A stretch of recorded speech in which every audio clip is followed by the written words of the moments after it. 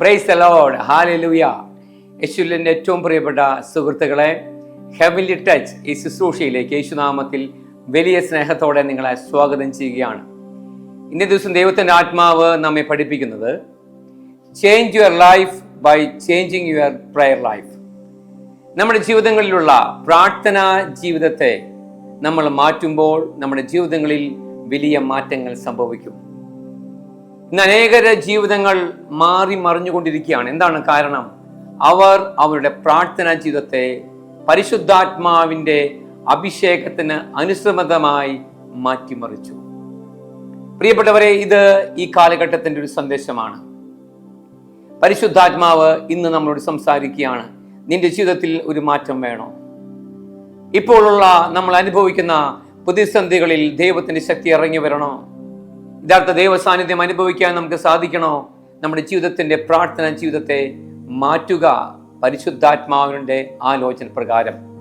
ഒരു വ്യക്തി പരിശുദ്ധാത്മാവിന്റെ ആലോചന പ്രകാരം തന്റെ ജീവിതത്തെ മാറ്റിമറിക്കുമ്പോൾ എന്താണ് സംഭവിക്കാൻ പോകുന്നത്? ആ വ്യക്തിയിൽ 4 മാറ്റങ്ങളാണ് സംഭവിക്കാൻ പോകുന്നത്. ഒന്ന്, ആ വ്യക്തി പ്രശോഭിക്കാൻ തുടങ്ങും. പുറപ്പാട് പുസ്തകം 34-ാം അധ്യായം 28, 29, 30 വചനങ്ങൾ. അവിടെ സീനായി മലയിൽ പ്രവാചകനായ മോശ 40 രാവും 40 പകലും കർത്താവിന്റെ കൂടെ ആയിരുന്നു. കർത്താവിന്റെ മുഖപ്രകാശത്തിൽ ഇത് മോശ ആയിരുന്നപ്പോൾ മോശ ഭക്ഷണം കഴിക്കുകയോ പാനം ചെയ്യുകയോ ചെയ്തില്ല. മാനുഷികമായി ചിന്തിച്ചാൽ അസാധ്യമായ കാര്യം. എന്നാൽ ദൈവത്തിന്റെ ആത്മാവിന് ഇത് സാധ്യമാണ്.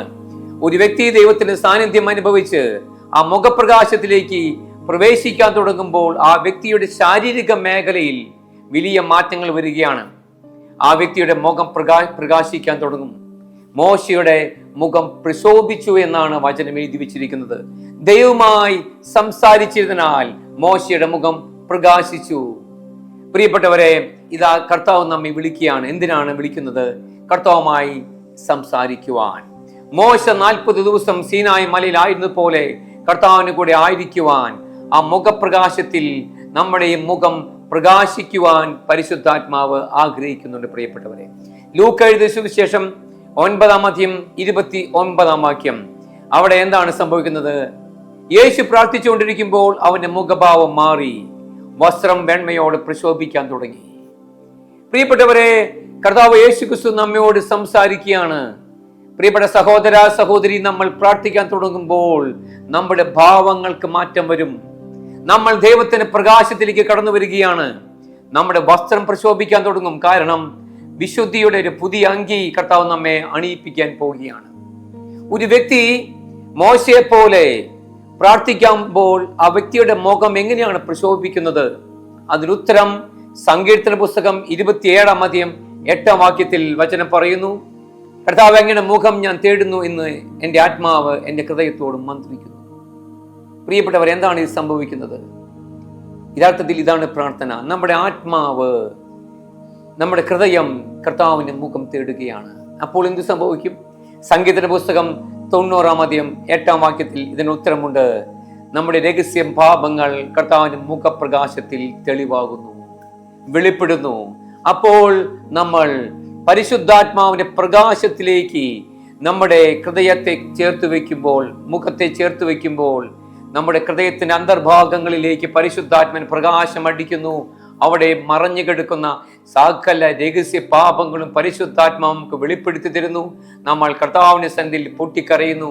കണ്ണുനീർ തുള്ളികൾ നമ്മുടെ കണ്ണുകളിൽ നിന്ന് ധാരധാരായി ഒഴുകുന്നു. ഈ സമയത്ത് എന്താണ് പരിശുദ്ധാത്മ ചെയ്യുന്നത്? അവിടുന്ന് നമ്മുടെ മുഖത്തെ പ്രശോഭിച്ചു കൊണ്ടിരിക്കുകയാണ്. കർത്താവ് നമ്മുടെ മുഖത്തെ തന്റെ വെണ്മയേറെ പ്രകാശം കൊണ്ട് പ്രകാശിതമാക്കി കൊണ്ടിരിക്കുകയാണ്. പ്രിയപ്പെട്ടവരെ, അങ്ങനെയുള്ള ഒരു വ്യക്തി ഈ ലോകത്തിൽ കർത്താവിന് വേണ്ടി ജ്വലിക്കാൻ തുടങ്ങും. പ്രിയപ്പെട്ടവരെ, നമ്മുടെ പ്രാർത്ഥന ജീവിതത്തെ ടോപ്പ് ഗിയറിലേക്ക് കയറ്റേണ്ട സമയമായി. കാരണം ഈ ലോകം അപ്രകാരം ദുഷിച്ചു അധാർമികതയിലും അശുദ്ധിയിലും പോകുമ്പോൾ ദൈവമക്കളായി നമ്മൾ ഏറ്റവും ടോപ്പ് ഗിയറിൽ പ്രാർത്ഥനാ ജീവിതത്തെ നയിക്കപ്പെടുമ്പോഴാണ് യഥാർത്ഥ ദൈവശക്തിയാൽ നമ്മൾ നയിക്കപ്പെടാൻ പോകുന്നത്. രണ്ടാമത് എന്താണ്? കർത്താവിന്റെ സന്നിധിയിൽ ഒരു വ്യക്തി പ്രാർത്ഥിക്കാൻ തുടങ്ങുമ്പോൾ ആ വ്യക്തി പ്രതിസന്ധികളെ മീതെ പറക്കാൻ തുടങ്ങും. യെശയ്യാ പ്രവാചകന്റെ പുസ്തകം 40-ാം അധ്യായം 30-31 വാക്യങ്ങൾ. യുവാക്കൾ പോലും തളരുകയും ക്ഷീണിക്കുകയും ചെയ്തേക്കാം, ചെറുപ്പക്കാർ ശക്തിയിട്ടു വിടാം, എന്നാൽ ദൈവത്തിൽ ആശ്രയിക്കുന്നവൻ കഴുകനെ പോലെ ചിറകടിച്ചുയരും. ഹല്ലേലൂയ. പ്രിയപ്പെട്ടവർ, എന്താണ് കഴുകന്റെ പ്രത്യേകത? സാധാരണ പക്ഷികളേക്ക് കൊടുങ്കാറ്റിനെ ഭയമാണ്, എന്നാൽ കഴുകൻ അങ്ങനെയല്ല. കഴുകന് കൊടുങ്കാറ്റിനെയും ഭയമില്ല. കാരണം കൊടുങ്കാറ്റ് വരുമ്പോൾ കഴുകൻ കൊടുങ്കാറ്റിന് മീതെ പറക്കും. ഇതാണ് ഒരു ആത്മീയ വ്യക്തി, പ്രാർത്ഥിക്കുന്ന വ്യക്തിയുടെ പ്രത്യേകത. ആ വ്യക്തി പ്രതിസന്ധികളെ മീതെ പറക്കാൻ തുടങ്ങും. ആ വ്യക്തിയെ തടസ്സപ്പെടുത്തുവാൻ ഈ ലോകത്തിലെ ഒരു തിന്മയ്ക്കോ ഒരു മാനുഷിക ശക്തിക്കോ സാധ്യമല്ല. സകല പ്രലോഭനങ്ങളെ മീതെ, സകല പ്രതിസന്ധികളെ മീതെ, രോഗപീഠകളെ മീതെ, സകല പരാജയങ്ങളെ മീതെ ആ വ്യക്തി പറക്കാൻ തുടങ്ങും. ആ വ്യക്തിയെ കുറിച്ചുള്ള ദൈവത്തിന്റെ ഹിതം ദൈവം നിറവേറ്റുക തന്നെ ചെയ്യും. കാരണം ആ വ്യക്തി പ്രാർത്ഥന വീരനായ വ്യക്തിയാണ്. ഞാനൊരു സംഭവം ഓർക്കുകയാണ്. ഞങ്ങൾ കഴിഞ്ഞ ദിവസങ്ങളിൽ മലാഷയിലുള്ള ഡിവൈൻ ധ്യാന സെന്ററിലായിരുന്നു. അവിടെ സിസ്റ്റേഴ്സിന്റെ ധ്യാനത്തിൽ വെച്ച് അവിടെയുള്ള ഒരു സിസ്റ്റർ പറഞ്ഞ ഒരു അനുഭവം എന്നെ വല്ലാതെ ആകർഷിച്ചു. പ്രിയപ്പെട്ടവരെ, ആ സിസ്റ്ററിന്റെ പേരാണ് ജ്യോതി. ഒരു വിജാതീയ കുടുംബത്തിൽ പിറന്ന ആ സഹോദരി ചെറുപ്പം മുതൽ യേശുവിനെ കുറിച്ച് കേൾക്കുകയാണ്. ആ സഹോദരിക്ക് വല്ലാത്തൊരു ആഗ്രഹം എന്താണ്? എനിക്ക് യേശുവിന് വേണ്ടി ജീവിതം മുഴുവനും സമർപ്പിക്കണം. ആ സിസ്റ്റർ പ്രകാരമാണ് പറയുന്നത്, എന്റെ ഹൃദയത്തിൽ എപ്പോഴും ഒരു അഗ്നി കത്തിക്കൊണ്ടിരിക്കുകയാണ്. ആ സിസ്റ്റർ മുട്ടുമേന്ന് അനേകം സമയം പ്രാർത്ഥിക്കും. ഈ സമയത്ത് വീട്ടുകാരോട് പറഞ്ഞു, മാമോദിസ ശേഷം പറഞ്ഞു, എനിക്ക് സിസ്റ്റർ ആകണം. ഉറ്റ മകളെയുള്ളൂ.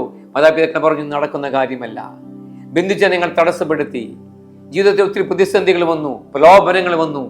എങ്കിലും ഈ സിസ്റ്റർ പിടിച്ചു നിൽക്കുകയാണ്. അവസാനം നക്സലേറ്റുകളുടെ അക്രമമുള്ള ആ ഗ്രാമത്തിൽ വെച്ച് ഈ സഹോദരിയുടെ പപ്പയെ നക്സലേറ്റുകൾ കൊന്നുകളയുകയാണ്. ജീവിതത്തിൽ ഏറ്റവും വേദന നിറഞ്ഞ സംഭവം. എന്നാൽ അവിടെയും ഈ സഹോദരി യേശുവിന് വേണ്ടി ഉറച്ചു നിൽക്കുകയാണ്. ആ സഹനത്തെയും ഈ സഹോദരി പ്രാർത്ഥനയാൽ അതിജീവിക്കുകയാണ്. ആ പ്രതിസന്ധിയുടെ മേൽ ഓവർകം ചെയ്യാനുള്ള അഭിഷേകം കർത്താവ് ആ മകൾക്ക് കൊടുക്കുകയാണ്. സഹോദരി ഒരു സ്വപ്നം കാണുകയാണ്. എന്താണ്? ഒരു വലിയ കൊടുങ്കാറ്റ്. എന്നാൽ ഈ കൊടുങ്കാറ്റിന് മീതെ ഈ സഹോദരി പറക്കുന്നതാണ് സ്വപ്നം. പ്രിയപ്പെട്ടവർ, എന്തുമാത്രം വലിയ ആത്മീയ രഹസ്യം അതിലുണ്ട്. പ്രതിസന്ധികളെ മീതെ പറക്കുന്ന ദൈവശക്തി പരിശുദ്ധാത്മാവ് പ്രാർത്ഥനയിലൂടെ നമ്മുടെ മേൽ ചൊരിയാൻ ആഗ്രഹിക്കുകയാണ്. പരിശുദ്ധാത്മാവ് ഉന്നതമായ ശക്തി, പ്രാർത്ഥനയുടെ ശക്തി നമ്മുടെ മേൽ അയച്ചുകൊണ്ടിരിക്കുകയാണ്. മൂന്നാമത് എന്താണ് സംഭവിക്കുന്നത്? ഒരു വ്യക്തി ശക്തിയോടെ ദൈവസന്നിധിയിൽ പ്രാർത്ഥിക്കാൻ തുടങ്ങുമ്പോൾ ആ വ്യക്തിയുടെ അതിർവരമ്പുകൾ വിസ്തൃതമാക്കപ്പെടും. 1 ദിനവൃത്താന്തം 4-ാം അധ്യായം 10-ാം വാക്യം. അവിടെ യാബസ് പ്രകാരം പ്രാർത്ഥിച്ചു, കർത്താവേ, എന്നെ അനുഗ്രഹിച്ച് എന്റെ അതിർവരമ്പുകളെ വിസ്തൃതമാക്കണമേ. അങ്ങയുടെ കരം എന്നോട് കൂടി ആയിരിക്കും, വിപത്തുകളിൽ എന്നെ കാത്തുകൊള്ളുകയും ചെയ്യണമേ. അവന്റെ പ്രാർത്ഥന ദൈവം കേട്ടു. പ്രിയപ്പെട്ടവരെ, പ്രാർത്ഥിക്കുന്ന വ്യക്തികളെ ശ്രദ്ധിച്ചുകൊള്ളുക. അവരുടെ അതിർവരമ്പുകൾ കർത്താവ് വിസ്തൃതമാക്കിക്കൊണ്ടിരിക്കും. പ്രാർത്ഥിക്കുന്ന ഒരു വീട്ടമ്മയാണോ സഹോദരി, നിന്റെ മക്കൾ രാജ്യത്തിന്റെ അതിർത്തികൾ കടന്നിരിക്കും, കൂടെ ആ അമ്മയും പോകും. എന്തിനാണ്? അവരുടെ ശുശ്രൂഷ ജീവിതം എല്ലാ വിധത്തിലും വ്യാപരിക്കുകയാണ്. പ്രിയപ്പെട്ടവരെ, അനേക രാജ്യങ്ങളിലുള്ള വ്യക്തികൾക്ക് ഇപ്പോൾ ആ കുടുംബത്തെ അറിയാം. അവരുടെ സ്നേഹം, അവരുടെ സാന്നിധ്യം അനേകർ ഇപ്പോൾ കുതിക്കും. നമ്മുടെ സർവീസ് അനേകം സ്ഥലങ്ങളിൽ എത്തിച്ചേരും. എപ്പോൾ? നമ്മൾ ശക്തിയോടെ പ്രാർത്ഥിക്കാൻ തുടങ്ങുമ്പോൾ. പ്രാർത്ഥിക്കുന്ന വ്യക്തിയെ തടയാൻ ഒരു ശക്തിക്കും സാധ്യമല്ല. രാജ്യങ്ങളുടെ വാതിലുകൾ അവർക്കായി തുറക്കപ്പെടും. ജനഹൃദയങ്ങളുടെ വാതിലുകൾ പരിശുദ്ധാത്മാവ് അവർക്കായി തുറക്കും. ബൈബിൾ പഠിക്കുക. അവിടെ പ്രവാചകനായ ദാനിയേലിന്റെ ബാബിലോണിലെ സകല മണ്ഡലങ്ങളും അധികാരിയായി കർത്താവ് നിയമിക്കാൻ കാരണം എന്താണ്? ദാനിയേലിന്റെ പ്രാർത്ഥന ജീവിതമാണ്. പൂർവ്വ ജോസഫ് ഈജിപ്തിന്റെ മുഴുവൻ പ്രധാനമന്ത്രിയെ ഉയർത്തപ്പെട്ടു. കാരണം എന്താണ്? അവന്റെ പ്രാർത്ഥന ജീവിതമാണ്. പ്രവാചകനായ മോശയുടെ പ്രാർത്ഥന ജീവിതം മോശയെ വലിയ ലീഡറാക്കി മാറ്റി. 20 ലക്ഷത്തോളം വ്യക്തികളെ നയിക്കുവാൻ വിധം ഒരു വിഖ്യനായ വ്യക്തിയെ കർത്താവ് ഉയർത്തിയിട്ടുണ്ടെങ്കിൽ പരിശുദ്ധാത്മാവ് പ്രാർത്ഥിക്കുന്ന നമ്മെ ഓരോരുത്തരെയും അഭിഷേകം ചെയ്യും. പ്രിയപ്പെട്ടവരെ, പുതിയ നിയമത്തിലേക്ക് വരിക. പൗലോസ് അപ്പസ്തോലനെ കർത്താവ് ഉയർത്തി. എപ്രകാരം പ്രാർത്ഥിച്ചു? എന്ത് സംഭവിച്ചു?